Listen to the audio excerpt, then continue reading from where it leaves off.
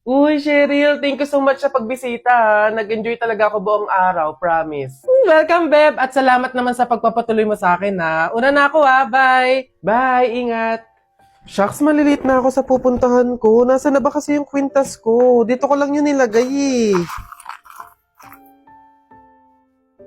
Wow, babe! Ang ganda naman nito! Bagay sa akin. Joke! Over naman sa judge. Ba't naman niya kukunin yun, di ba? Tsaka friend ko yun eh. Bala na nga. Di ba? Feeling ko nga magjowa na sila eh. Tingin mo. Siguro. Babe, pabantay nga muna nitong bag ko. CR lang ako. Go, babe. I'm here na. Babe, punta na ako dun sa may counter. Magbabayad na ako. Ikaw ba? Una ka na, babe. Sunod ako. Teka, nasan yung cash ko? May cash akong dala.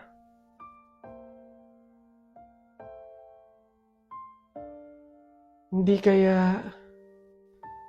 Pero imposible eh. Imposible talaga. Kaibigan ko siya eh.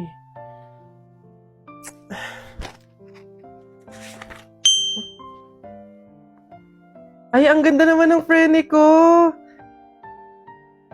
In fairness. Teka. Kwintas ko ba to? Hello, Cheryl? Nakita ko kasi yung story mo eh. Huwag kang magagalit ha, pero umamin ka nga sa akin. Kwintas ko ba yung suot mo? Babe, sorry ah. Siguro baka naiinggit lang ako kasi meron kang mga bagay na hindi ko mabili. Yung kwintas na kinuha ko sa'yo, ganong kwintas kasi yung gusto kong regalo sa nanay ko eh. Kaso nga lang mahal, kaya hindi ko mabili. May mga damit din akong nakuha sa'yo kasi sa tuwing nakikita ko yung mga kapatid ko na lalabas, wala man lang silang magagandang damit na isusuot. Babe, sorry ha. Kasi yung pera na nawala sa bag mo, ako din yung kumuha nun. Binili ko kasi ng gamot tsaka ng pagkain si tatay eh. Kasi noong mga panahon na yun, nasa hospital siya. 1 linggo na kasi siyang may sakit. Babe naman, sana nanghingi ka na lang or nanghiram. Babe, tutulungan naman kita hanggat sa kaya ko eh. Kasi kaibigan kita. Babe, wala talaga akong mukhang maiiharap sa'yo. At wala akong ibang masabi kundi patawad. Kasi sa kabila ng pagkakaibigan natin eh, nagawa ko pa yun sa'yo. Pero nangangako ako na kapag ako nakaluwag-luwag, maiibalik ko din lahat yun sa'yo. Alam mo, ang hirap naman talaga ilaban ng buhay tsaka ng mundo eh. Ang daming mga kasamaan, pagsubok, kahirapan. Darating talaga sa punto na idadapa ka ng mga yun. Pero sa kabila ng yun, kahit hindi na natin alam yung gagawin natin, piliin pa din natin lumaban ng patas. Magpakabuti kahit hirap na tayo sa pagdadala ng buhay. Masaya sa pakiramdam yung ganun eh. Basta lagi nating tandaan na walang masama sa paghihintay. May kapanahunan lahat ng hinihiling natin. Kya po. Manong, can you get me bagahe na? It's like mabigat kasi eh. Alin dito, miss? There, yung nakasako. Please, Manong, pakiingatan kasi if it falls to the ground, mahirap kasi magpulot ng kalakal tsaka ng basura. Ito? Yes, Manong. Why? Ayos ah. Nak! Happy birthday! Ay, Nay, thank you po. Paano yung celebration ng birthday ko? Ikaw, ano bang gusto mo? Gusto mo maghanda tayo ngayon? Gusto ko sana na lumabas kaya tayo. Kain tayo sa restaurant ni na tatay.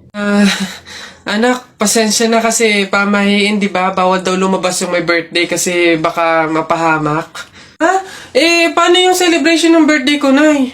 Wala tayong magagawa, anak, kundi kami na lang siguro ng mga kapatid mo at tatay mo yung lalabas. Diyan ka na lang siguro muna sa bahay. Oo. Kami na bahala sa celebration. Sige.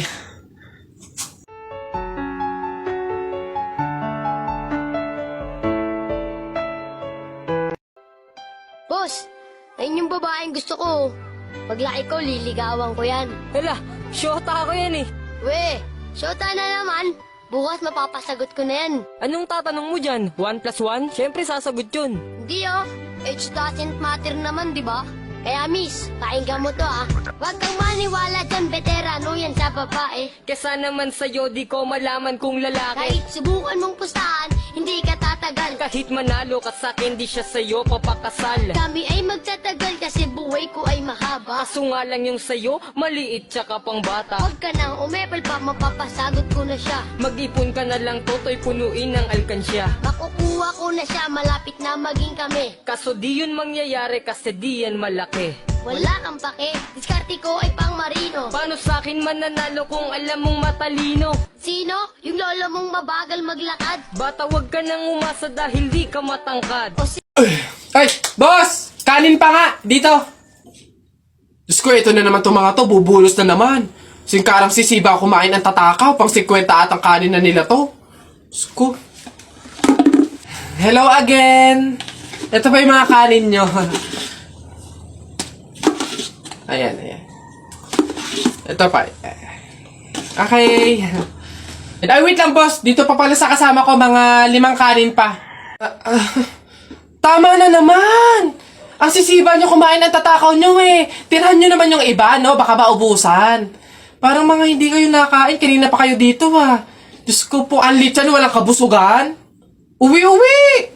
Diyos ko, dito na tumira eh. Teka. Nasaan manager nyo? Ganito ba mga empleyado dito? Eto naman si Sir, hindi mabiro. May 3 kaban pa dun sila saing lang. Wait lang. Masyado ka naman seryoso masyado. Gusto nyo lahat ng kanin dito, iuwi nyo na. Ha? Wait lang, teka lang. Dadalhin ko dito pagkasaing, ha? Sige. Ay! Diyos ko! Sabaw na naman to, panigurado. Wala na nga sabaw, hingi pa ng hingi. Tignan natin ngayon. Hello, sir, again and again and again and again. Ito na po sabaw nyo. Yan. Oh, sarap niyan. Salamat.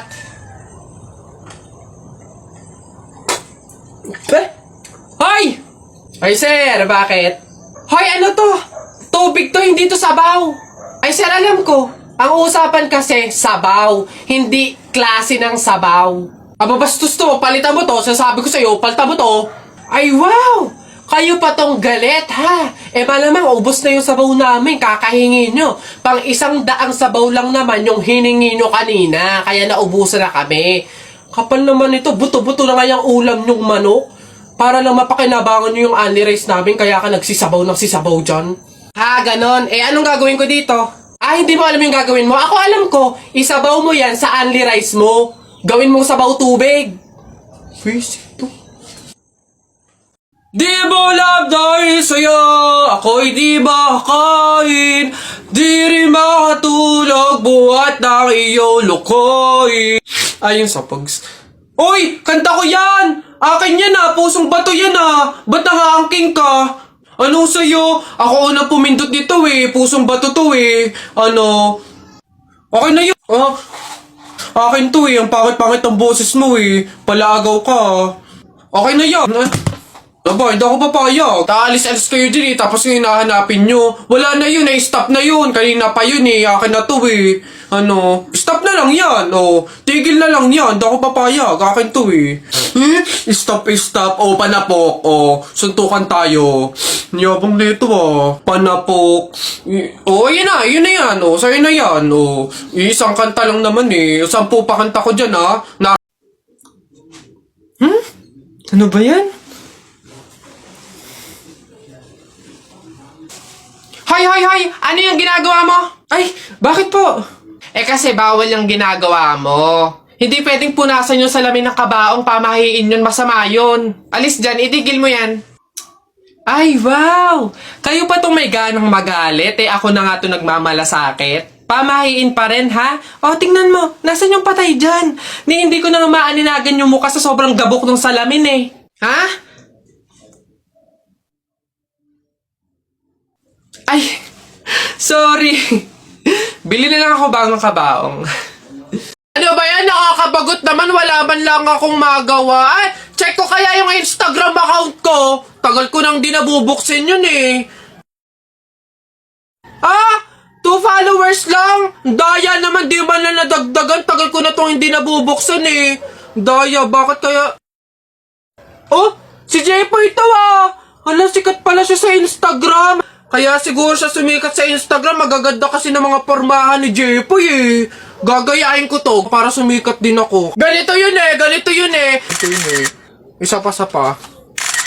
May isa pa yun eh. Ano pa ba yun? Ayun, meron pa, wait lang. Ganito yun eh. Oh, isa pa. Ayun, nakaisang oras na. Titignan ko na yung post ko sa Instagram. Baka sikat na rin ako. Wala man lang like, Miss Kisa! Ginaya ko na kaya mga post ni Jepoy eh. Basan yung Jepoy na yan, pupunta ko talaga yung panapok talaga sa akin yun. Jepoy!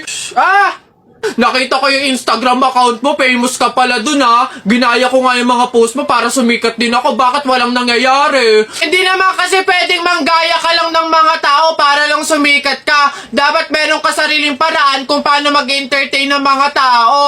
Paano ba kasi sumikat kagaya mo? Paano magkaroon ng madaming followers sa Instagram? Kung gusto mo talaga sumikat, meron akong isang paraan na naisip. Pumunta ka sa TikTok account ni Kuya Kenkoy, tignan mo yung bio niya doon, tapos click mo yung link. Ayun talaga, magkakaroon ka ng madaming followers sa Instagram.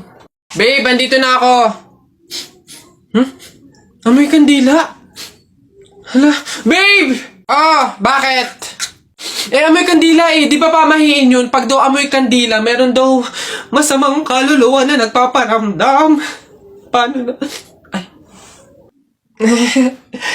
Mansari kasi natin ngayon, babe. Kaya may pakandila. Ginawa mong horror yung special day natin. Di mo pa ako binabati eh. Puro ka kasi pamahiin.